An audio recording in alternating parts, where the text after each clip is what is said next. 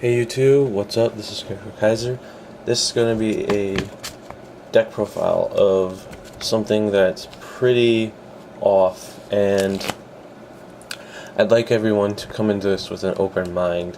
I at first would not have been open-minded to it, but if you paid attention to the first Bushiroad event that happened in California last weekend, you would have probably noticed the Spike Brothers deck that won in, I think it was D Block, who was running 12 grade 3s.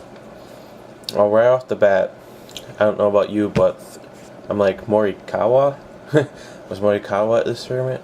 Why so many grade 3s? Sounds really bad and really unbalanced. That was my first impression. Almost probably everyone else's. And I can't say the guy himself, which I watched an interview of him and his deck, I can't say he was particularly skillful in building his deck. I can't call him a good player, because I don't watch him play, but I can probably say he's a bad deck builder. However, the concept behind the deck isn't that bad. I am not as close-minded just to write something off as bad and not try it out and test it and look into it. So I made his deck. The deck was bad. But there was something in there that was... The deck did have a type of synergy to it. So I've modified it, and this is a result I've come out with. It's play-tested pretty good. So this deck is actually pretty good. Don't just write it off.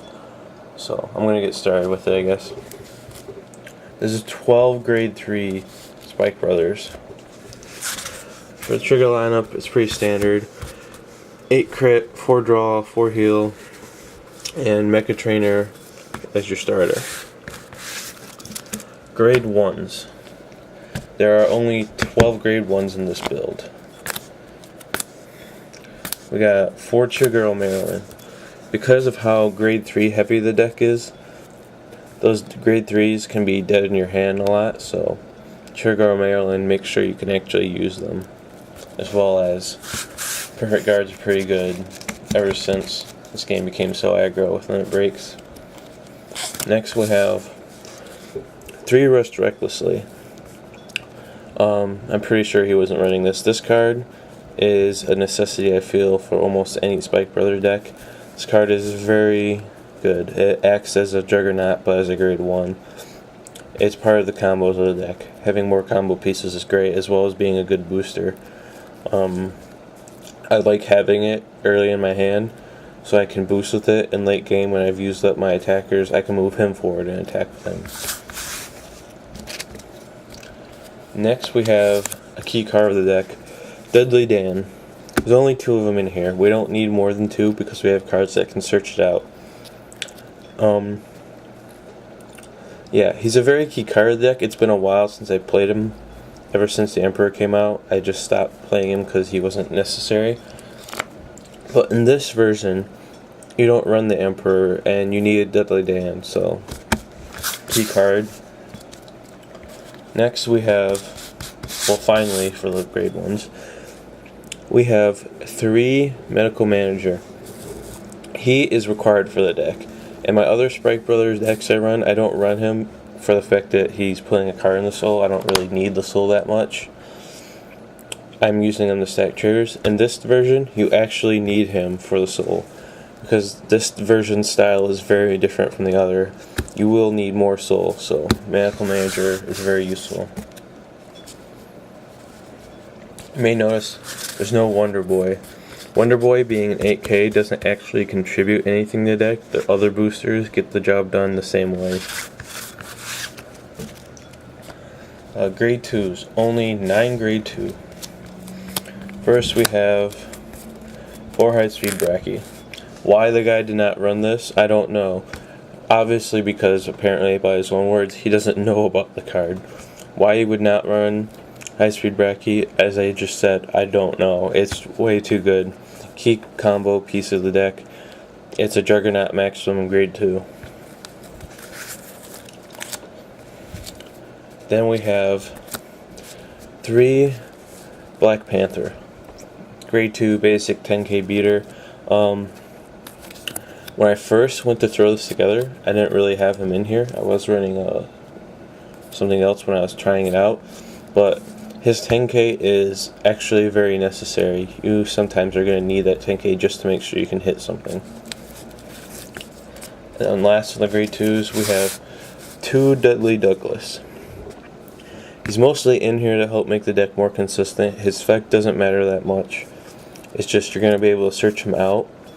And because of him and Dudley Dan being searchable in this deck, it helps make the deck actually plausible. So you just need him because he's a searchable grade 2.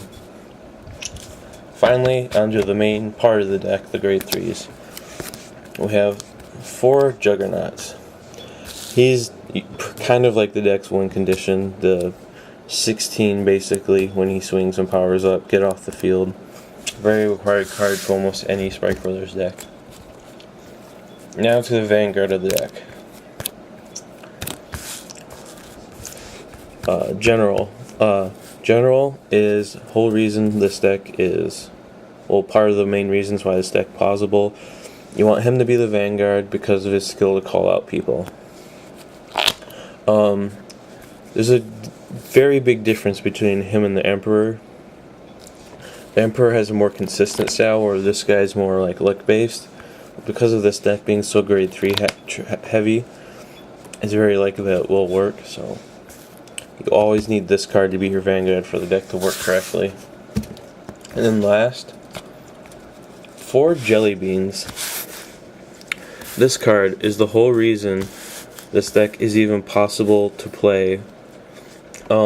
It's what makes the deck actually consistent. You may ask, how can a deck with only 12 grade 1, 9 grade 2, and 12 grade 3 actually be consistent? It's because of this guy. You can return him to the deck and search out a Deadly card that's grade 2 or lower. So this card plays the job of a grade 3, a grade 2, and a grade 1 all at the same time. Because of it being able to turn into a grade 2, act as a grade 3, and get your Dudley Dan for your combos, it's very good. Like in the opening hands of this deck, all you really need to focus on getting is your grade 1, because you're so grade 3 heavy. It's a very good chance you're actually going to draw it. Because Jelly Beans acts as a grade 2, it's like you're running 13 grade 2s technically. So you're not going to probably be that stressed to get a grade 2. Ironically, this deck is actually very consistent.